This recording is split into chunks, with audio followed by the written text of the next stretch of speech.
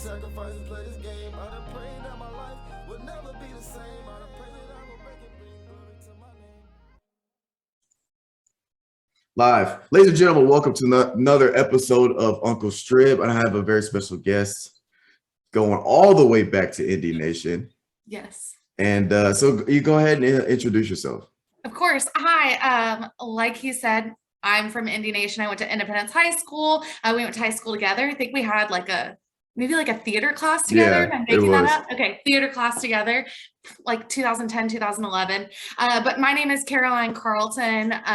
From Franklin, Tennessee, currently live in Macon, Georgia, where I work at Mercer University in student success. Is that a good intro? That's fantastic. Fantastic. And so I guess let's start high school and work our way up to like present day.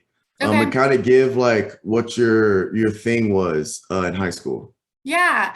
So in high school, I played volleyball. I would say that was kind of like my only thing. I was very much consumed by volleyball, my aspirations to be a college athlete. Like I really put a lot into volleyball, played all year round between high school volleyball and club volleyball. We were really good. Our high school team won state in 2008, continued on to the state tournament for a lot of years after that. So definitely was very into volleyball, didn't understand much outside of the world of sports, didn't probably prioritize high school as much as I should. And then luckily it worked out. I went on to be a college athlete, but it's one of those like wish I knew then what I knew now things, because volleyball or athletics, I feel like, in my opinion, it's kind of a means to an end for most people. Yeah. I mean, I think that, when you're an athlete, you hang out with a lot of athletes, you are around a lot of athletes, and there's a lot of you in high school and less of you in college. And then, I mean, I don't know many pro athletes now. Don't know about you. You probably know more than me because the sport you played, you're more likely to go pro.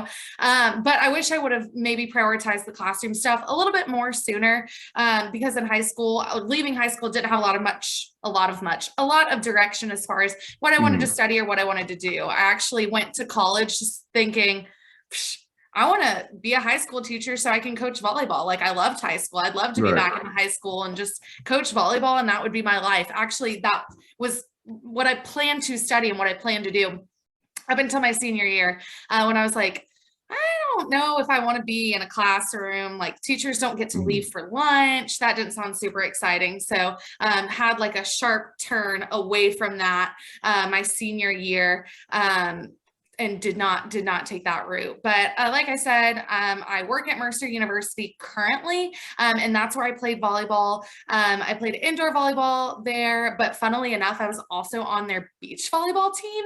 So in 2012, volleyball became a college sport. It wasn't NCAA yet. It was AVCA, which is the American Volleyball Coaches Association. And Mercer was like one of the first schools to have it. And it was just like, hey, you're on the team, you play both. And my first ever time playing sand volleyball was a collegiate match, which was really scary. That was like my first time not just like playing on the beach where, nothing matters. And I studied political science and secondary education. I literally wanted to be a high school teacher and coach volleyball. Like I imagined myself being like, did you ever have Coach A for government? Yes, I'm pretty sure I did. Teacher, football coach, and it's like one of the assistant football coach. I was like, I want to be Coach A. Like his subject area seems really cool. It's like a lot more chill than a lot of other subjects. Like, so I majored in political science and wanted to be a high school government teacher, which is so weird, because I could not imagine being a teacher. Summers off would be pretty cool. So I ended up not doing student teaching. I had an internship at the Georgia State Capitol my senior year, worked for a state representative, thought about politics for like half a second. And I was like, I'm not super, super serious. I don't think politics is the correct route for me. And then I kind of stumbled upon coaching. I got asked to be a GA at a university, also in Macon. It was a D3 women's college called Wesleyan College. I got asked to be the GA. I was like, yeah, sure, I'll do it. So went back to Georgia after being home in Tennessee for the summer, and a month into the season, the head coach got fired. And I hadn't started my grad program yet. And the AD called me into her office and was like, okay, so you have a few options. I was like, what? And she's like, oh yeah, we just fired the head coach. You have a few options. You can either continue to be the GA, start grad school, or be the interim head coach and defer grad school till the spring, or you can just nix grad school altogether and be the head coach. And I was like, okay, pretty big decision. I'm 22. How long do I have to decide? And she was like, 2 hours, because we have to post the job if you don't want it. And I was like, so I called, some of my mentors, I called my college coach, some of my club coaches, I called my mom, and I was like, what do I do? And then I prayed about it, obviously, because that's what you have to do when you're making big decisions, and just decided I have to do it, because if someone new comes in, that's not me protecting these girls. I care about them. And obviously someone thinks I can do it if they're offering me the job. So but I decided I wanted to be interim first. I didn't want to just take the full dive. I was like, I'll do interim, I'll defer grad school and see how it goes.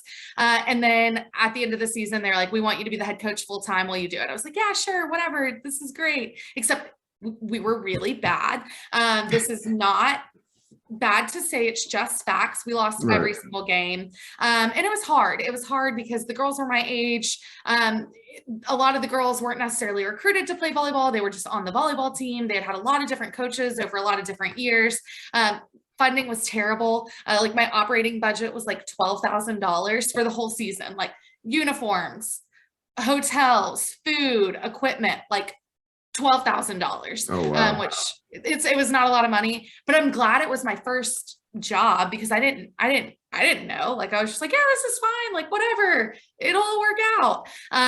And so I was there for a couple seasons, and then I went to another university, another D3 school in Louisiana, Shreveport, Louisiana. It was called Centenary. That was much better. But there I kind of learned coaching wasn't really for me. And my whole coaching career was kind of a happy accident. I loved the game. I loved teaching the game. I loved the impact on the girls, but it was just a lot. And I was really young, and I never had that coaching development aspect, because I was a head coach after a month, and I was kind of doing it on my own the whole time. I had assistants, part-time assistants throughout, but I was never really mentored in volleyball coaching. I was mentored by my athletic directors, but your athletic director doesn't necessarily know the sport you're coaching. And they might be able to give you general coaching tips, but actual advice to the game, less so.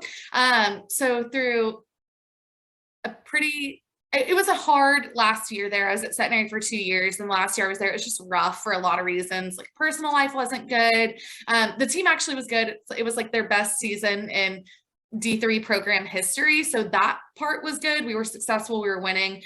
Yeah, I just had a lot going on with life, and just decided that I couldn't do it. Coaching is not a job at all. It's a lifestyle. And if you can't treat it like a lifestyle, you're going to suffer. The team will suffer. And I just wasn't able to put into it what I needed to in that last year, because I just had so much going on otherwise. I wouldn't say I've forever close the book on coaching. Maybe one day I'll go back. That's another thing.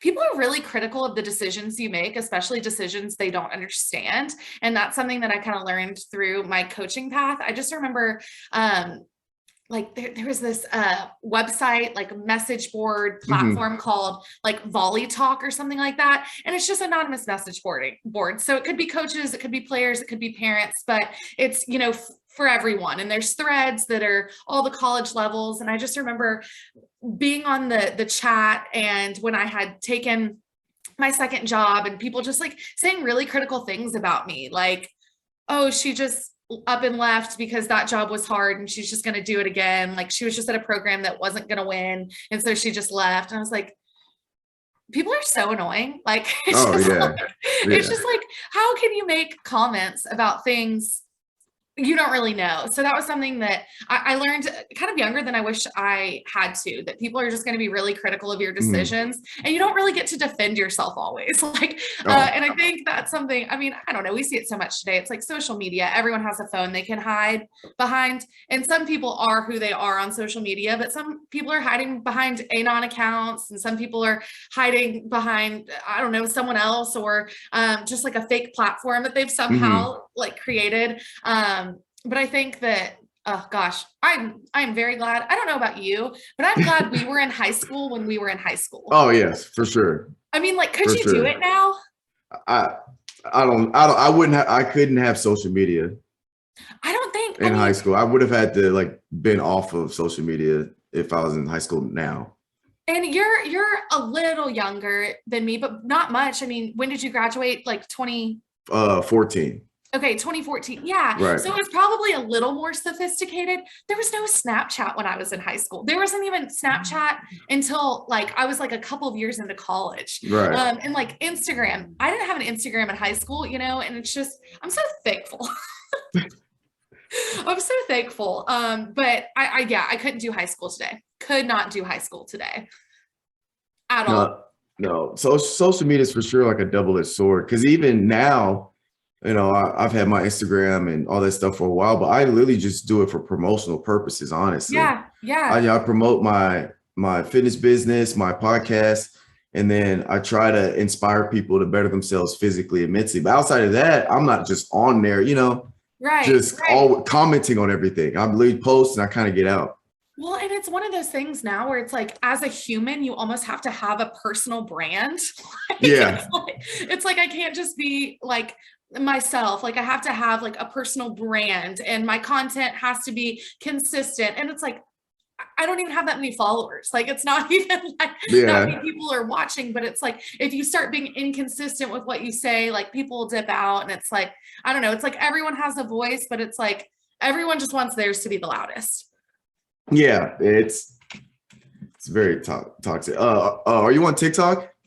I have never made a TikTok, but I consume TikTok. I don't actively make TikToks. Okay, because I was hugely anti TikTok for the longest, Oh, and then my buddies me too. one of my buddies I went to play ball with, he was like, bro, you got to get TikTok. Like it's a great tool. Like he's the kind of guy you know, it's a positive thing, but he's always like a super positive on everything. Yeah. I view TikTok more as like I view it more. It's more of a toxic platform than good. But he just sees the good, so he's like, yeah. So I finally broke down. I was like, all right, I'll get one. I'll try it out, all right? Because he swayed me because he's like, bro, you could post your workout videos on there and you'll get a lot more following. I was like, okay, logistically that makes sense. I tried it for a month, and I got to the point where I went 3 weeks without getting on it. I was like, bro, I'm about to delete this. He's like, why? I don't use it. Yeah. It's too much for me. But I say that I just made one today for my podcast channel because he swayed me again, but we'll see how that goes. Well, but it is true. If you are in some type of promotional social media consumption field, it's the only social media that people can find you if they don't follow you, because Yeah, it's all just based on like an people algorithm. being served, yeah, people being Yeah, served your stuff on the algorithm. So it's like, I mean, I guess a little bit on Instagram Reels, yeah, but your Instagram, like I have a public Instagram. People are never going to find me on Instagram unless they're on someone I know, or I right. show up on the people you may know. But TikTok, I mean, anyone can see your content if it gets enough likes or Yeah, traction or whatever. But I consume TikTok. I definitely don't post because I don't have, like, what am I going to post? Like failed dating stories. Like that's the only yeah, content I have. yeah, But yes, very, very thankful, very, very thankful that social media isn't or wasn't what it is now when we were in high school, because I'm yeah. sure I would have I would be canceled. I don't know what for, but I would be canceled for something. At some point, Yeah, yeah, it's something I would have posted or said or done something that I would have been canceled. I mean, like 1,500 people follow me, so it's not like really that would matter. But yeah. yeah, very thankful for that. Um, long rant. Anyway, I decided coaching wasn't for me. So I transitioned out of coaching, and I just wanted to be back at my alma mater. I didn't care in what capacity, but I wanted to be back at Mercer. I knew I didn't really want to be in athletics, but like, as far as coaching goes, but maybe I was open to something else in coaching. And I just started looking at jobs, and Mercer had opened an admission counselor position that was specific to student athletes. So it was fully housed in the admissions office, but it was kind of closely related to athletics. And I was like, yeah, I'm made for this job. I just college coached for 4 years. I know about recruiting. I know about how admissions works. And I was a student athlete there. So I applied for the job, got it, which was great. And it was funny because I, said in college, like, I didn't want to be a high school teacher. I didn't want to do the high school thing. And then I become an admissions counselor where my job is to talk to high school students all the time, which is just ironic to me. But it was fun. I'm no longer in admissions. I've transitioned within the university. And I'm now the director of student success, which is basically the retention office. So I report on retention rates and graduation rates and do things to help students stay in school and put together programming that, fosters successful habits in students, which I love. It's like the coolest job because I'm at my alma mater. It's something I believe in. I did my whole, I have a master's in higher ed leadership, and my capstone was on student success and retention. Okay. So I feel like if I'm an expert in anything besides volleyball, it would definitely be student success and retention. But I think it really matters. But it's interesting. It's an interesting field to be in. Education is an interesting field to be in right now, because I think the pandemic definitely affected things, but I think there's going to be more shakeout from the pandemic than we maybe thought. Like, we know that it affected those 2 years, or 2.5 years, or what it really was, but I think it's going to have a longer, like, trickle down effect. So it'll be interesting to see kind of how higher ed is impacted. What do you mean by the can you expand on that? Like, what are some trends or maybe something you're noticing that is going to affect later? I think that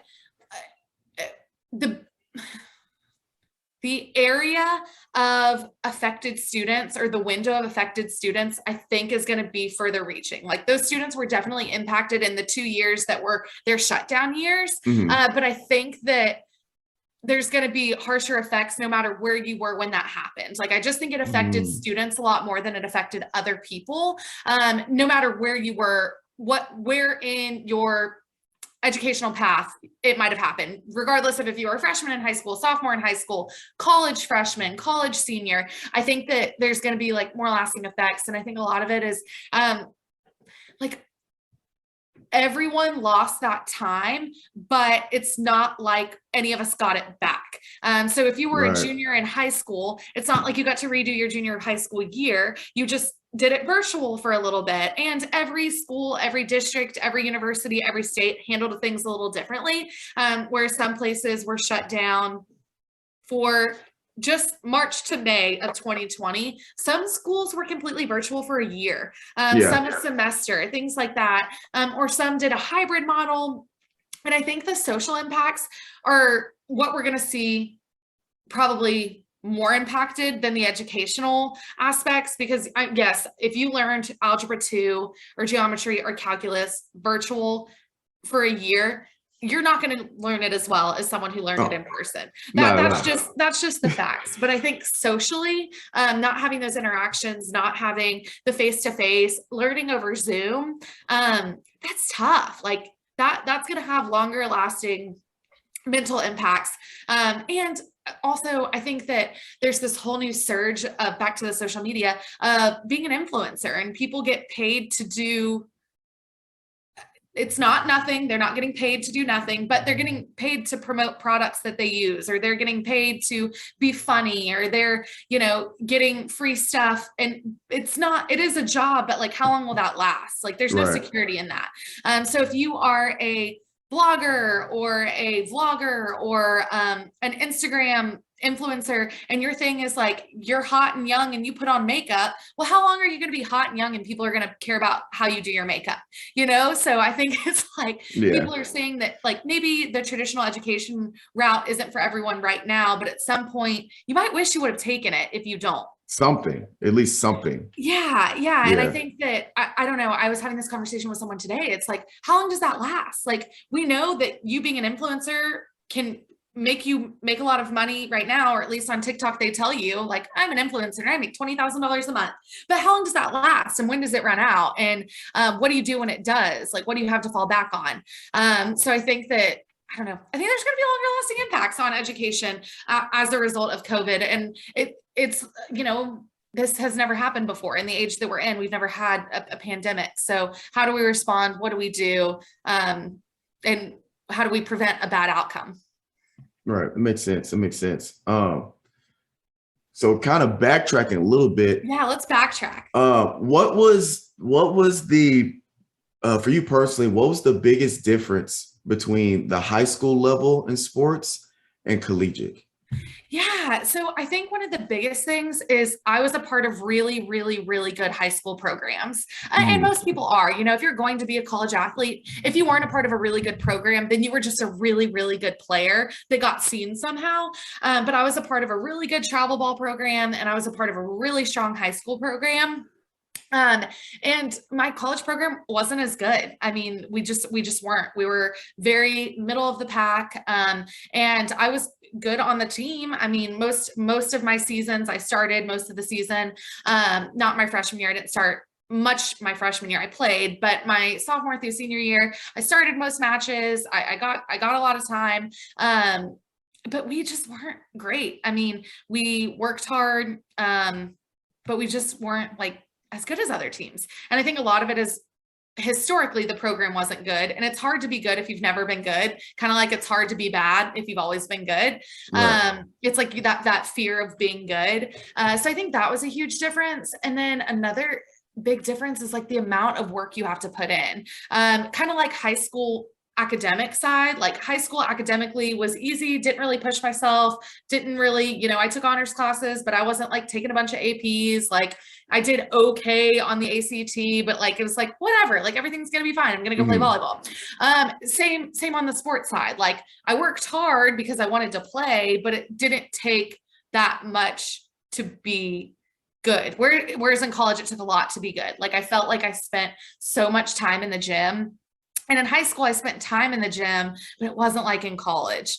And I just think that it's just different. And then the demands on your body, like we didn't do like high school strength programs. I mean, you probably did because you were like a football player, but yeah, different sport, but yeah. Yeah, very, very different. Like we didn't do that. Like I think we did maybe like 5 weeks of like spring weights, but we were all in our club season. So it was like come if you can type of thing. Right. Like, I mean, I mean, we did conditioning, but our conditioning was a part of practice. And in college, you have conditioning 3 days a week and strength training 3 days a week, completely separate of your practice. And it's just different. And I think the balancing your schedule is a little different, just because your schedule is so much more monopolized. But then it's easier because it's not like you're in the high school from 8 to 3 every day.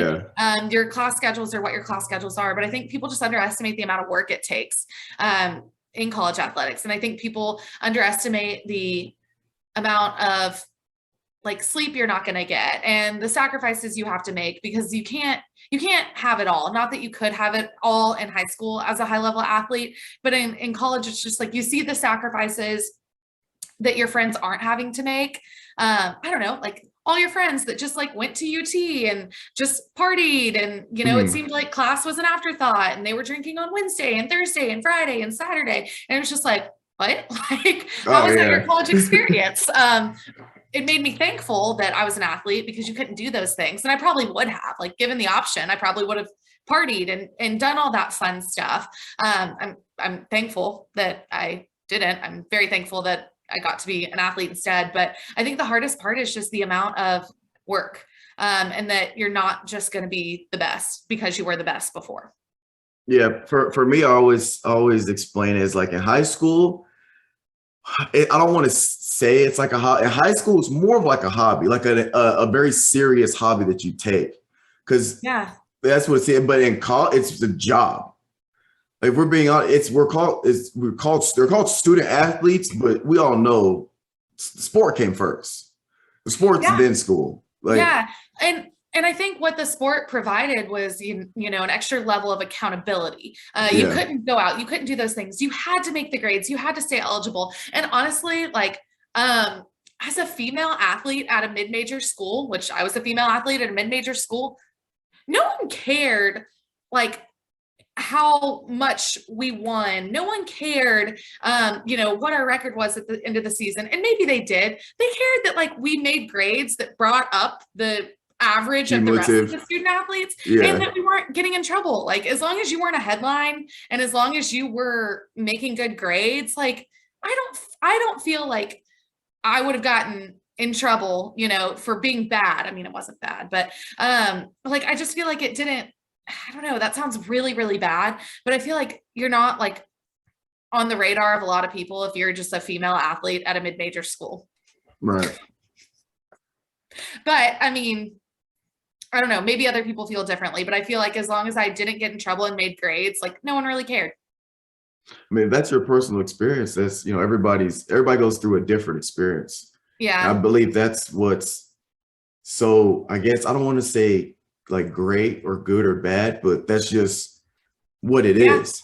And speaking of experience, so what was it like for you personally, like in college? Like for me, like I'm a little weird when it comes to my personal experience because I didn't have the best experience. Not only that, but you have this pressure to go to college and be like the next big thing. But yes, I played at D1 SEC football, but I didn't like play. I didn't start at corner. I played special teams and I did some stuff here and there, like rotationally wise, but I wasn't like the star player. Mm-hmm. And so when I say like, for when people are like, oh, was it like playing the SEC? I mean, honestly, I don't really know what it's like to be like a honey badger for LSU. I don't know what that's like.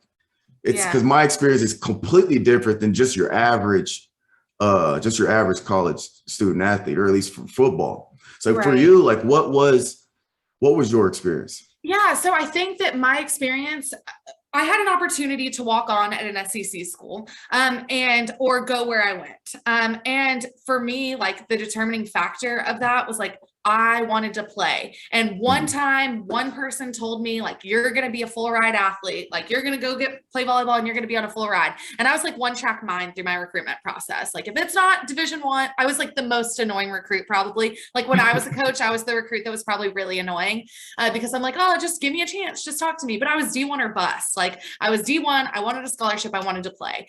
So for me, I needed to go to a place and play. Like I would rather go to a team that was maybe not the top, not the top, and play versus going somewhere where I was going to walk on or go somewhere where I wasn't going to get minutes, and not minutes because I played volleyball. There's not a clock, time. So I wanted that, like, and I was very much so like, I wasn't going to go anywhere where I wasn't going to play. And I played, my freshman year, I played less than I expected, which is like, like that sounds so conceited. Like I expected to play, but I had a college or a high school experience and a club experience where I did play. So I was always really used to. So I didn't play. I was behind a senior in a position. I got moved positions. I became a little bit of a utility player, which was fine. It ended up like good. Like I learned a lot. I grew a lot. I was humbled a lot, which I was very thankful for. But my college experience was awesome. Like I loved it so much. I loved my playing experience. I loved my teammates. I loved my coaches. And then if I look back a little harder, like that's always my first answer. Like I loved it. It was great. It was flowers and daisies and rainbows and sunshine. But then when I look a little harder, like it wasn't always that. I mean, it was hard. It was, making a lot of sacrifices. My sophomore year, we went 1-27. We lost our first game of the season, won our second game of the season, and then lost 26 games in a row. not my sophomore season, my junior season. Yeah, my junior season. And it was like, oh my gosh, wow, this is embarrassing. And we lost a lot of games in a fifth set by 2 points. So it's not like we were bad. Like teams weren't like steamrolling us, but it was like we didn't win but one game the whole season. And so it's not like it was always great and wonderful. There were bad things that happened. It was hard. We had to run, we got in trouble and had to do like early morning swim workouts. And, you know, sometimes you were so sore, like getting out of bed hurt. But it was fun. Like I wouldn't have traded it for the world. But I think that I'm glad that I remember it sometimes better than it happened, because I'm sure there was a lot more bad that I just don't remember.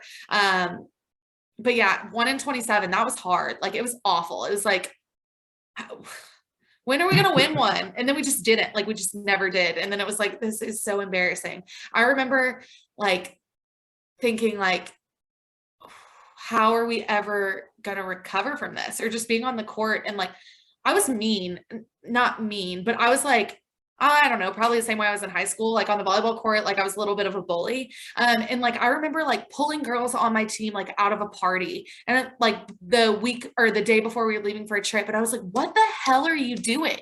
Like, we've lost 10 games in a row and you're at the lacrosse house. Like, what are you doing? So people probably hated me, but it was like, I care about this. Like, we can't just like, we just can't blank the season.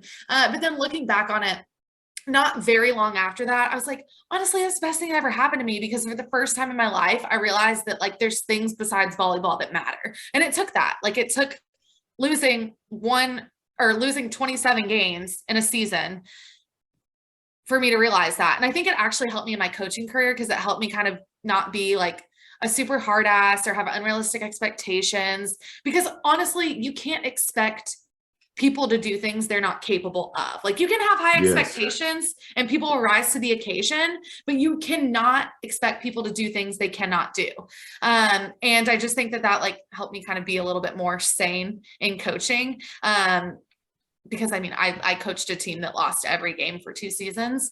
And it just helped me just, I don't know, be a little bit more human and not mean and like onto them all the time, because it's like they did the best they could. I think I like to hope that they did the best they can.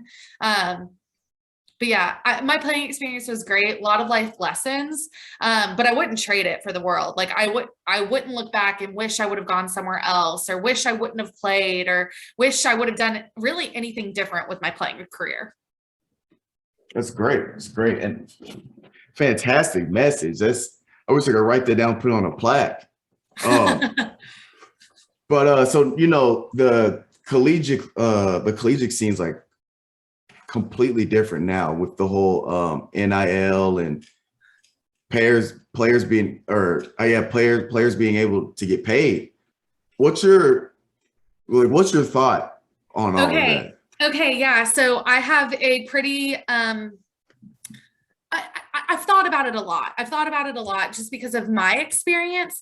So name, image, likeness, I think I've landed on that I'm okay with that. Like if you are making money off of, I don't know, if you're an athlete and you're an influencer, like I think that's okay. Like I think if you are making money off of things you're producing and things you're doing, I think I'm okay with that.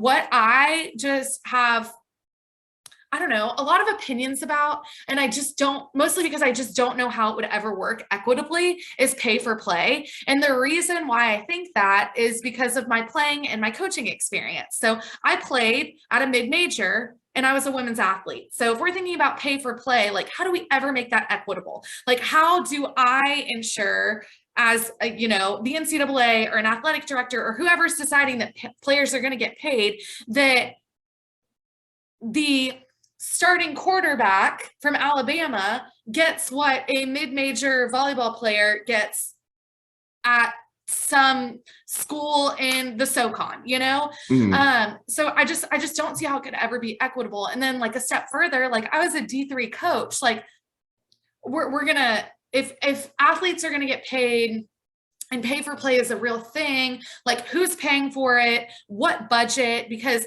the budget of the Power Fives and the budgets of D3 schools, like, they're not the same. And you can't expect universities' budgets to pay athletes equitably. Like, there's no way. So is the NCAA going to do it? And again, like, a lot of people will say, well, does it have to be equitable? Because some of these players get TV time and some of these players don't. And I don't know. I just think that it would be really hard to do right. So I think, like, again, name, image, likeness, I'm okay with. Like, if you are doing something and you're creating content, or you're really good looking, or you are a brand ambassador for this or that, I think I'm good with that. But I just don't think that pay for play could ever be equitable. No, I don't think, if you have pay for play, it's not going to be fair. No. And I don't think there's a way to even make it fair, because like you said, if you're the starting quarterback for University of Alabama football team, even to the player's point, if I'm the starting quarterback for the Alabama football team, and I'm getting paid the same amount as, I don't know, some kicker on I don't even know, like a kicker on a very, very small team, or JUCO, or JUCO. Yeah. If I'm the player, we should be getting paid. But then again, like you said, it's not fair. But yeah, and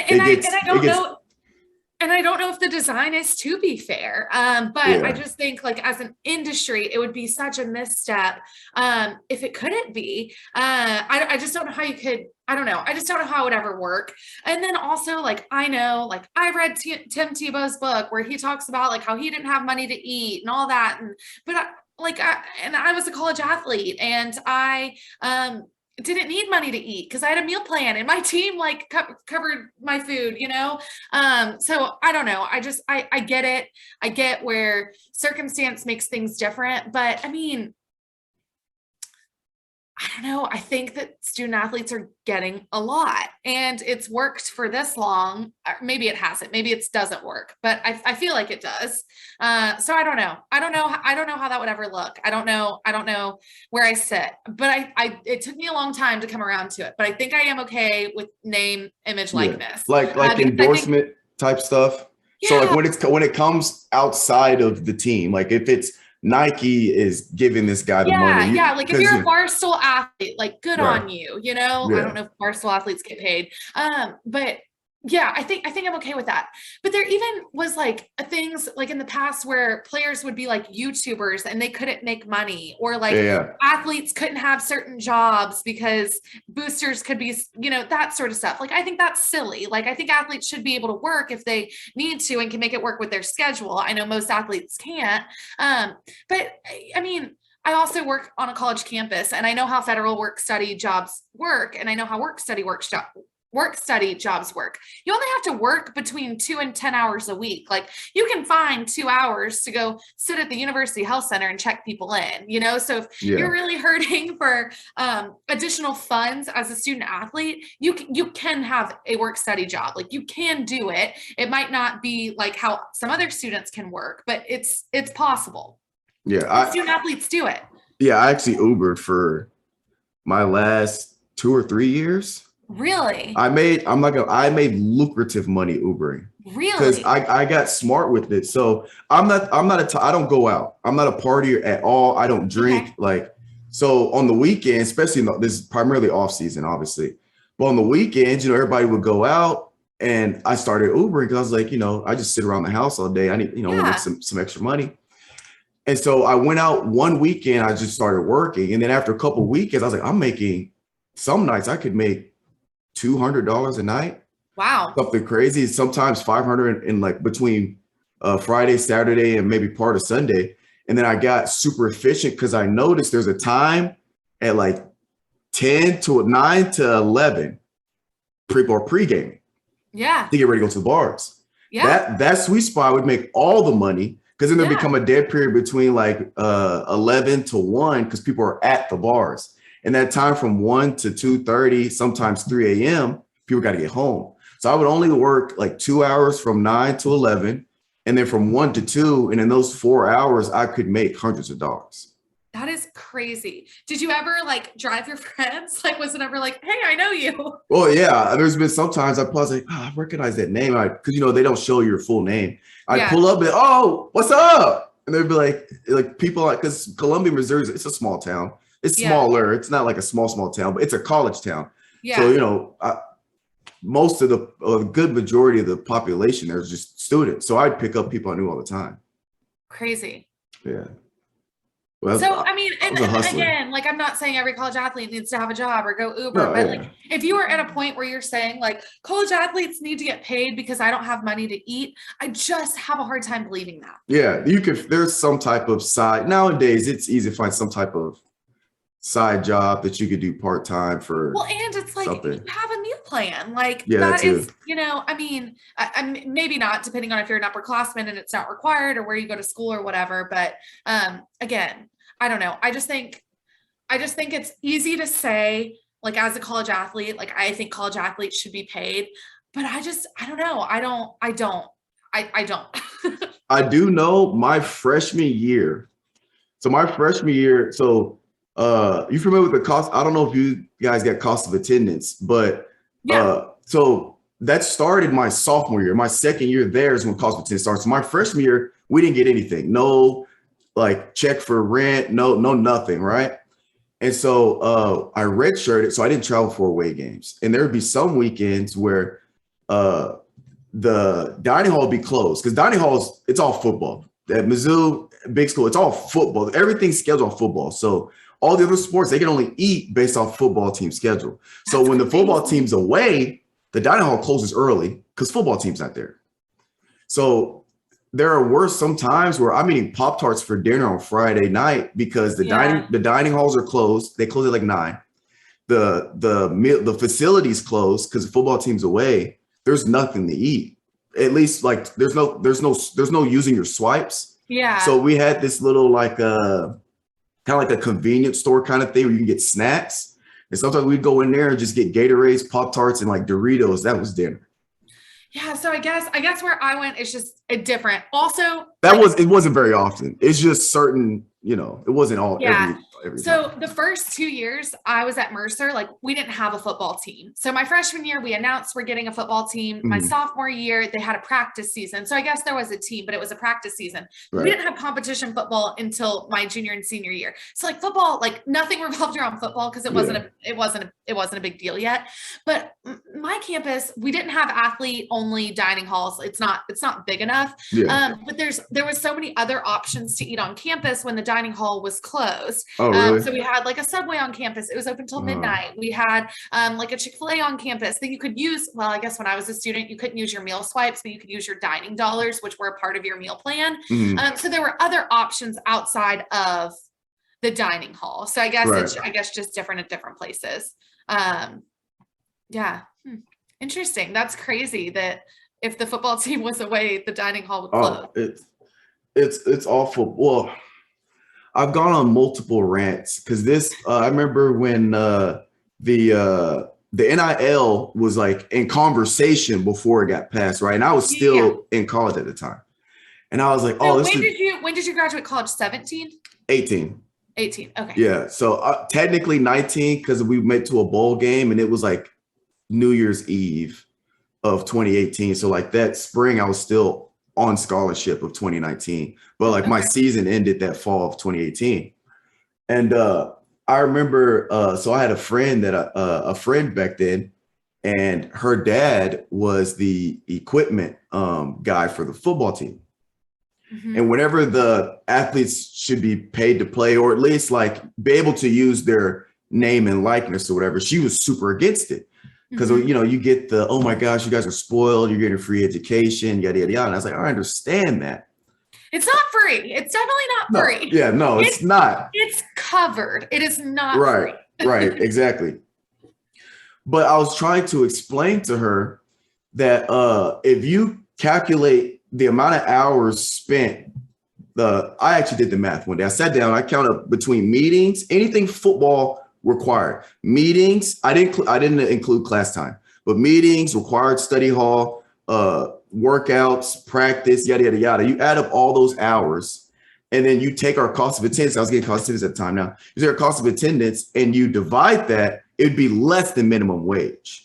Because she was trying to say athletes are already being paid by the cost of attendance. Cost of attendance is just what our room and board covers. But since we don't live on campus, we get it, and you just try to live somewhere cheaper, right? Yeah. And so I was trying to explain that student athletes don't get paid because we would be making less than minimum wage if we did, which, it's not a thing. And I lost my train of thought, but she was really passionate about it. Basically it's about not getting it, but I was trying. Proved her wrong.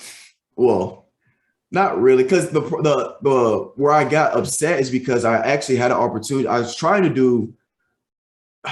There's some jobs we couldn't work because of the name, likeness, and image thing. And I was telling her that she was like saying like it's not fair because the rule back then was that student athletes have to have the exact same opportunities as regular students. Yeah. That's why there was no rules for getting income for playing sports of any kind, endorsements or whatever, because it had to be the even playing field. Yeah. I said, if that's the basis of your argument, there's things regular students can do job-wise that we can't because we're on the football team. And that's the problem I had.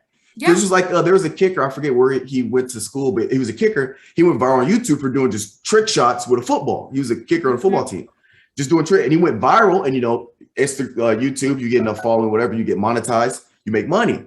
Well, he had a decision. You can either stay on the team or he would lose his eligibility because he was making money on YouTube. Well, if you're a regular student, you can do that. You get that money. Yeah, you just have it. Exactly. So that's the problem I always had. Like, again, I agree with you. Like, being paid to play, like, it gets dicey. But if you have a following or some type of influencer level, or you're a business from back home that really wants to support you, is willing to sponsor you, that's completely different. I get that. So like, that's so to your point. Yeah. I think it's also just really important when people have the counter argument, because my counter argument isn't that student athletes are getting too much. I don't believe student athletes are getting too much. I just think it can never be equitable. But when people say like you get a free education, nothing makes me more upset because my education wasn't free. Like, I worked really hard before, during, and after. And there were a lot of things on my end I had to do. It wasn't like free means here's this thing, you don't have to do anything for it. Exactly. It was like, no, we are covering your education because you are going to do this, this, and this. And if you don't do this, this, and this, you'll lose this. It's like free. A full ride is not free. Also, scholarship dollars are real dollars. So like it's not free for the institution either. So I don't know. It's just that's a really poor argument when people say you're getting a free education. And the sports that actually get full rides aren't many. I mean, most sports are not head count sports. Most sports are equivalency sports. I mean, so most of those students are still paying for their education. I mean, you can win a national championship on a sport and you're still probably paying some bit for your tuition. Right. In a lot of sports, just not volleyball and football. Those are the good ones. Yeah. That reminded me of a argument, same person I was in. Because I'm a numbers guy. So anytime, most of my arguments, that's not like concept stuff. I always look up numbers. I look up stats. I'm a logistics guy, right? Data don't lie. Right. And so like you said, they were talking about free education. I was like, I earned this. And, it hit the last point I had made in the argument is that I was like, I'm not gonna say her name, but like, do you know how much, like this, Mizzou's a big university, it's SEC. Yeah. And I was like all these different sports were getting like new stadiums and like I said, I was like, you want to know something funny? Certain sports at Mizzou are free to get in. And you know where their funding comes from? Football team, the ticket sales. So I looked it up. I was like, Mizzou's football team average annual profits is $36 million a year. I can't get $1. Because the problem I had is the problem I had was okay, if we can't use our name likeness and image, it's not fair to them to have like Drew Lock was the quarterback when I was there. That's my quarterback, right? Any type of advertisement on TV, they're selling his jerseys. Drew Lock is the face of the state of Missouri in collegiate sports. Everywhere. Drew Lock's this. Now, I'm not Drew Lock, but I'm just saying for the sake of argument, Drew Lock, that's who you're coming to see. You're coming to see Drew Lock. You're coming to see Bud Sasser. You're coming to see Marcus Gold, Shane Ray, all these big name guys. You're coming to see them. They're using their name, image, and likeness. Obviously, yes, we work for the organization, but just for the sake of argument, because of that, they make $36 million a year. Yeah. Drew Lock can't get $1. Right. That's the only problem. But well, and I agree. And what's crazy with, the numbers is the amount of self-sustaining athletic departments there are. Like there are not a lot of athletic departments that can exist without other funding from the university. Like there's not that many. So most, actually all the ones that have football teams, and most of them are Power 5. But it's like in those situations, like I wish those people could get paid, but it just can't. It's dicey. Yeah, it just can't ever be fair, but it does suck. Like it does suck when you are bringing in so much money somewhere. And you're not benefiting from it. You're not, but I've also always said this. I think that pay for play could ruin college sports because I just want to see people play for the love of the game. Like, I like some pro sports. Like I love the Tennessee Titans. I love the Tennessee Titans so much. Go Tits. But I'm not like a big pro sports girl. Like I would so much rather watch college basketball than the NBA. Like the NBA just doesn't do it for me. Like, I know, I'm sorry. But look, you see I got all the jerseys in the background. Yeah, it's fine. It just doesn't do it for me. I'd much rather watch college basketball. Yeah, I get you. And I just fear that like if pay for play ever did happen, it would just, I'm saying this, I know the NCAA is kind of corrupt. I know college athletics is corrupt, but I just think it would be a lot more corrupt if there was pay for play. And I just want to see people play for the love of the game. And I think the transfer portal is kind of ruining that a little bit. Like, because people, I mean, the grass is so much greener. So people just enter in the portal and it sucks because you don't even have to tell anyone you're doing it. Like you never have to have a conversation with your coach. You can just enter the portal. Whereas like you used to have to be released and it's like, so people are just going to leave if they're unhappy. And it's like, I just so don't believe in that. Like, I'm just like, you went for a reason. Like, I know there are situations where you need to transfer. I know there's situations where it's not a good fit, but like you committed to be on this team. And it just, I don't know. It just stinks that it really is just a 1-year commitment. Like commitments are just year to year. Like you don't sign for 4 years. No, it almost seems like it's deregulated now. That's what it seems like. Yeah. It feels like it. I mean, someone was telling me, I can't even remember the number, but some insane amount of players were in the portal, or like the LSU basketball team, the whole LSU basketball team was in the portal. It's like, like it's like, I don't know. I've seen the portal ruined. So, cause the guys that are still playing, which blow my mind cause that extra COVID year. But like when I was my 5th year there, was their first year there. And so they're basically, I think they, would be seniors now or whatever, but they enter the portal because, you don't have to wait a year. You don't have to graduate, but it ruins them because they think they can just enter the portal and just go somewhere else where it doesn't work like that. You got to get a scholarship again. You're re-entering recruiting. So now guys leave these big, you leave big schools for whatever reason.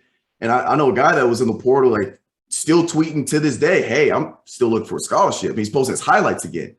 Yeah. So again, I work at a university and I'm their retention office. So or I'm not their retention office, but I work in their retention office. And it's like I'll email compliance every now and again, just because I need to be accountable for who's coming and who's going. So I'll email the, compliance to be like, who's in the portal? And it's just like, gosh, people used to just stay. Like people left sometimes, but I don't know. I think it's just going to hurt college athletics because there's no loyalty. There doesn't have to be. Yeah, it's becoming like the NFL or NBA. It's becoming a professional level sport where if you don't like it, you can just leave. Yeah, leave. I'm a free agent. Yeah, but it basically. is funny. It is funny when you see guys that are like juniors or seniors in college, in their Instagram bio, it was like open to all recruitment. Like, Yeah. okay. I don't know. Yeah, I think it'll ruin college athletics. Pay for play, transfer portal. They will ruin college athletics. I'm sure they're working on. I'm sure the NCAA recognizes the madness. I'm assuming that they're working on some type of policy to kind of get it at least somewhat organized. I don't know, but then again, you know what they did with the women's basketball. They show time and time again that they don't actually have the athletes' true interests at heart. I don't believe. Yeah, because it's all about the money. Like, Yeah. It's a shame. Terrible. It's a shame. But, you know, enough talking trash about the NCAA. Yeah, my bad. No, we're good. But what's your passion now? Like, well, let me ask both of these. One, Okay. like, who are you outside of work? You know, I'm sure you have interest and stuff like that. And then, like, what's your passion right now? Yeah, so I say this anytime someone asks me, but I was a college coach, and, you know, a lot of my network is college coaches, and people always ask me, like, what is life like now that you're out of college coaching? Honestly, like, my life is mine out of college coaching. Like, I can do so many things that I could never do, because for so many years I was a high school athlete, then a college athlete, then a college coach. And it's just a lot of sacrifices. It's like every weekend you're coaching or recruiting or you have practice. Like, I've missed so many weddings, so many bachelorette trips, and that really fun window where I like hated that I had to miss that stuff. And it's like, now, like, my life is like fully my own. Like, I love my job, but I am not my job. Like, when I was a coach, I would probably tell you that I'm a head coach before I would tell you my name. Like, and it was just like, I don't know. And I was not bad at it. Like, I was okay. I was super young. I was like the youngest head coach in the NCAA. Like, I was 22 years old as a head coach. But that was it. Like, I was a coach. Like, that was my whole identity. So now like, before, if you were to ask me like what I was passionate about, I'd be like volleyball and college athletics, and it's all I care about. It's like, I don't even know who won the national championship in volleyball this year. Like, that's embarrassing, but I couldn't tell you. So I would say, like, I'm a person. I used to not be a person, and now I'm a person. But my hobbies and my passions, I'm very passionate about my work. I think the work I do is really, really important. Like, I work in student success. Student success is really important. Like, I believe in the college experience. I believe in a 4-year college experience. I think everyone should have it. And I'm really passionate about that. But there's so many other things that are like, that I'm passionate about, that are who I am, you know, like, I would say, like, faith is very important. Like, I love Jesus. He's my guy. But I like to travel. I like to have fun. I like to hang out with friends. Traveling is probably like my favorite hobby. It's probably what I spend, most of my free time doing, traveling or planning trips. I think I look at flights every single day.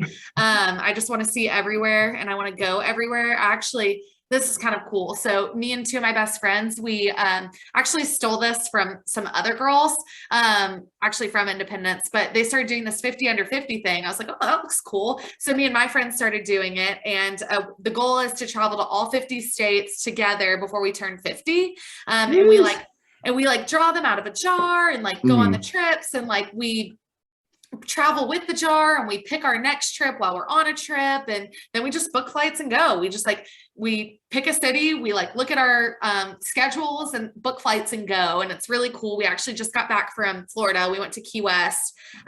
So traveling, very, very important. I'm passionate about traveling. I'm passionate about seeing everything. Like, I want to see everything. I want to go everywhere. Yeah, that's it. That's it. I think that sums me up. I like my family. They're pretty good, but I live in Georgia. Like, it's my college town, and I like it here. Like, I don't know. It's very different than like where I see a lot of my friends living. Like, I don't live in like a big hustly bustly city. It's not a college town. There's a lot of colleges here, but it's like a little big town. Like, that's the name of a band. Or it's like somewhere in between a big town and a little city. Like Clarksville, Murfreesboro. No, it's actually like more like Franklin, but bigger population wise, and like not as nice as Franklin. But it's like, there's like a cute little downtown, but it's a little bigger, but there's not like, it's not as big as Murfreesboro and it's not as big as Clarksville. Okay. But it's like bigger than like Dixon or Columbia. Right. And it's like there's more people here. It's like, there's probably like 150,000 people here, but it's Okay. Macon, Georgia. So it's like the middle of the state. It's cool. It's like my favorite place in the whole wide world. People knock on it, but it's very cool. Well, it's fantastic. And I believe that pretty much sums up everything I had. Is there any other rants you want to get out or things you want to hit on? Any wise words to the people? I have so many wise words. One, don't let the haters keep you from doing your thing. There we go. Yeah, that's all I got.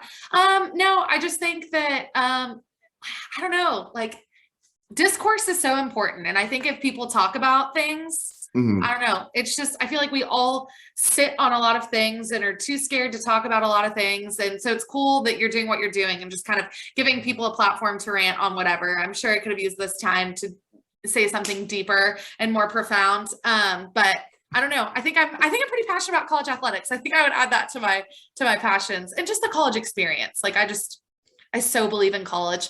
I understand it's not for everyone, but I just feel like everyone needs the experience. And I feel like people should go away for college. I really do believe that. Like, I don't know. I don't know. You probably know them all too, but people that are just went from Spring Hill to MTSU and now they're back in Spring Hill. Yeah.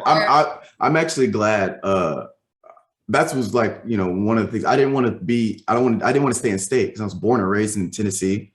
Yeah. And I had no idea what anything. So, Missouri, went to University of Missouri up in the Midwest. See what the Midwest is like. Never lived in the Midwest. Now I'm in Texas. See what Texas is like.